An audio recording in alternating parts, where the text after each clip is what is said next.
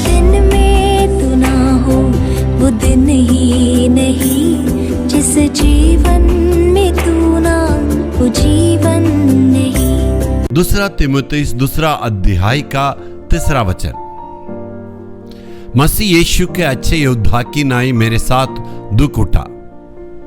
परमेश्वर यहाँ पर हमें कहता है हम अंतिम दिन में चले आए, इसलिए ये हमारा जीवन, हमारा सेवा एक युद्ध की जंग में हम खड़े हैं। कभी भी हमें भूलना नहीं चाहिए, ये हमारा जो जिंदगी है खेल कूद का मैदान में हम खड़े नहीं है, कोई भी खेल प्रतियोगिता में हम नहीं है। बहुत मसीहों को, सेवकों को आजकल ये मसीह जीवन बहुत हल्के में ले जाते हैं और हल्के में समझ लेते हैं। उनका समझ के अनुसार ये बहुत ही साधारण लगता है, लेकिन मेरे प्रियो आज मैं कहने के लिए चाहता हूँ हमें इस पर गंभीरता से समझना चाहिए, गंभीरता से सोचना चाहिए।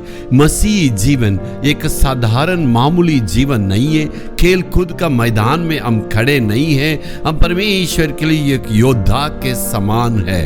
यानी युद्ध के जंग में कैसे एक योद्धा खड़ा रहता, वैसे हमें सतर्क रहने की आवश्यकता है। चारों तरफ की बातों को देख के हमें सतर्क रहने की आवश्यकता है। हमारा जो दुश्मन है हमेशा कभी भी हम पर हमला कर सकता है, हम पर आक्रमण कर सकता है, इसलिए पूरे तैयारी के साथ रहने के लिए बाइबल का वचन हमें चेतावनी देती है। एफिसियों 6 अध्याय का 12 वचन में परमेश्वर क्या कहता, पौलुस के द्वारा वो कहता है आत्मिक हथियारों को हमें बांध के एक योद्धा के समान तैयार रहना। जैसे युद्ध की जंग में योद्धा तैयार रहता, वैसे ही हम आत्मिक युद्ध के जंग में हमें योद्धा के समान तैयार होने की आवश्यकता है।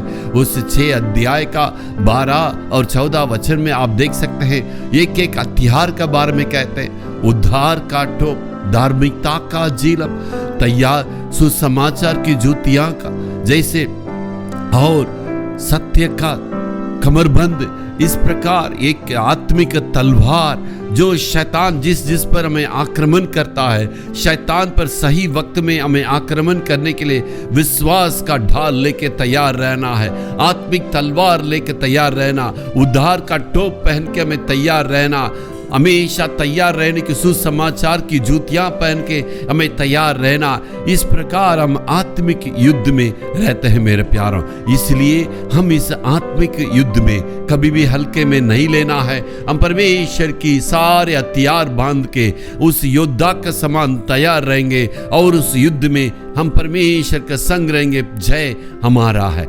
Hallelujah, hallelujah.